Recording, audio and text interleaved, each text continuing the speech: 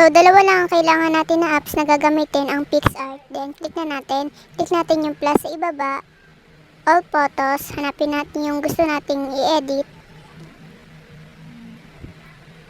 Pag nahanap na natin, ito, pipiliin ko si ate mong B Cortez. Yan.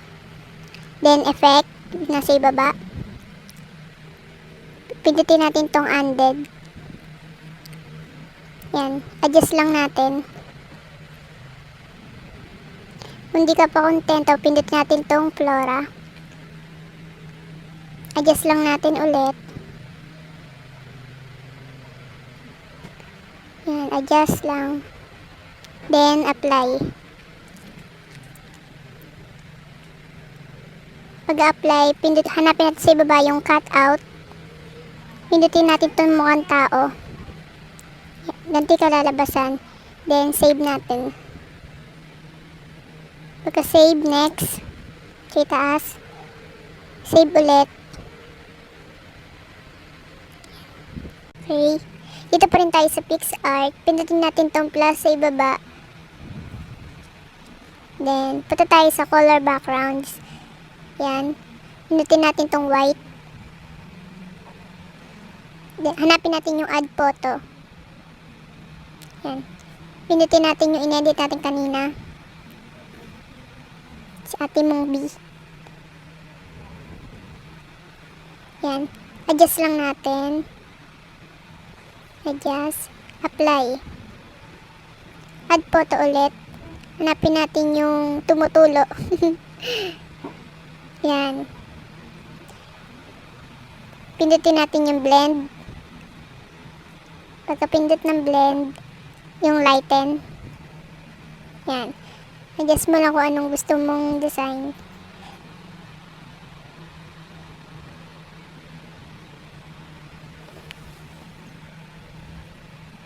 Pagkatapos, apply. Pagka-apply, next. Save na natin ulit. Punta naman tayo doon sa apps ng may erase yung background. Yan. Pindutin natin tong sa taas yung photo.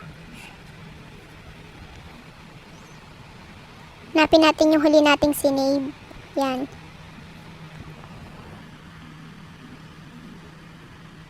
Pagka-click, pindutin natin yung target photo. Then, click natin yung background na white para mawala. Yan. Then, save na ulit.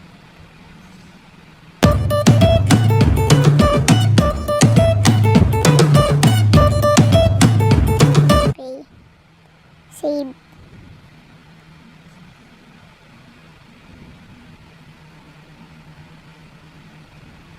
Punta tayo ulit kay PixArt.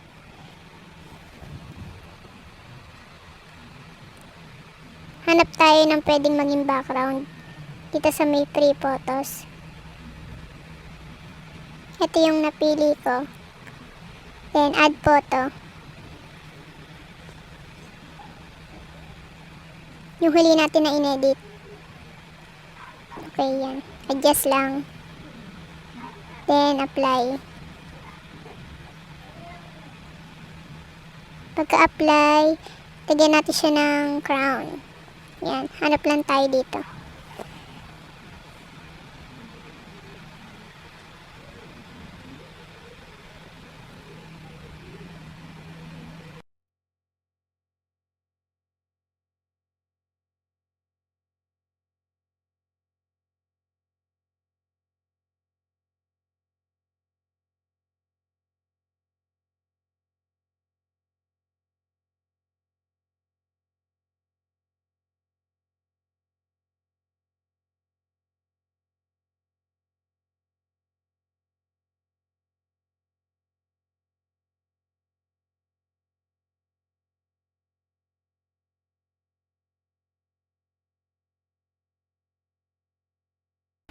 Ito na yung napili natin.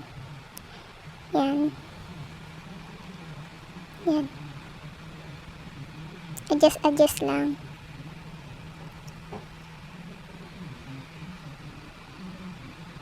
Pag-adjust, pag okay na sa'yo yan, Apply na natin.